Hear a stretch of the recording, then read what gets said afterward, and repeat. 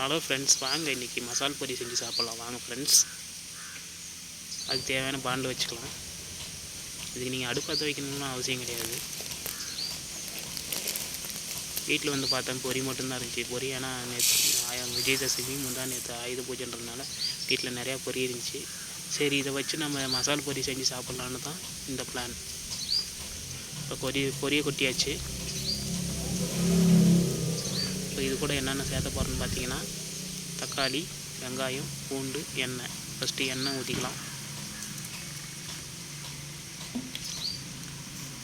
கடலெண்ணெய் ஊற்றாதீங்க, தேங்காய் எண்ணெய் ஊற்றிங்க. அப்போ தான் வாசனையாக நல்லாயிருக்கும்.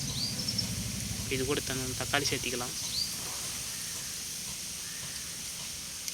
தக்காளி இந்த மாதிரி பொடி பொடியாக நறுக்கி வச்சுக்கோங்க. இது கூட பொடி பொடியாக நறுக்கி வச்ச வெங்காயம் சேர்த்திக்கலாம்.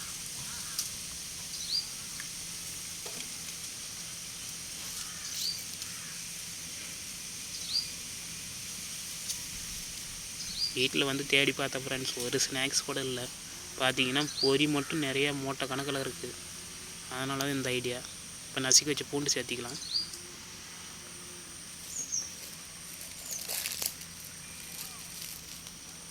கடலை சேர்த்திக்கலாம். நிறைய பேர் நிறையா வீடியோ போட்டிருப்பாங்க.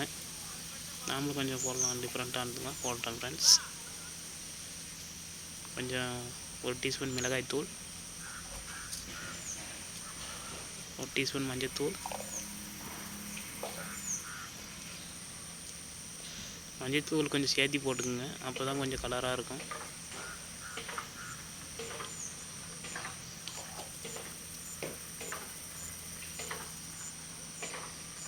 உப்பு கொஞ்சம் சேர்த்திக்கலாம்.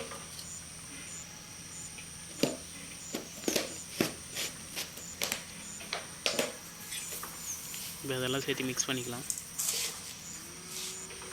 ஃப்ரெண்ட்ஸ், நம்ம வியூவர்ஸ்லாம் வந்து வீடியோவை வந்து சப்ஸ்கிரைப் பண்ணாதே பார்க்குறீங்க. சப்ஸ்கிரைப் பண்ணிங்கன்னா நமக்கு கொஞ்சம் ஹெல்ப்ஃபுல்லாக இருக்கும். உங்களுக்கும் சப்ஸ்கிரைப் பண்ணிங்கன்னா புது வீடியோவை சப்ஸ்கிரைப் பண்ணி நோட்டிஃபிகேஷன் பெல்ல அழுத்தினீங்கன்னா உங்களுக்கும் புது வீடியோ நான் போஸ்ட் பண்ணும்போது நோட்டிஃபிகேஷன் வரும். அவ்வளோதான் ஃப்ரெண்ட்ஸ், ஈஸியாக முடிஞ்சிருச்சு பாருங்கள். மறக்காமல் நம்ம சேனல் சப்ஸ்கிரைப் பண்ணுங்கள், லைக் பண்ணுங்கள், ஷேர் பண்ணுங்கள், கமெண்ட் பண்ணுங்கள். ஓகே, பாய்.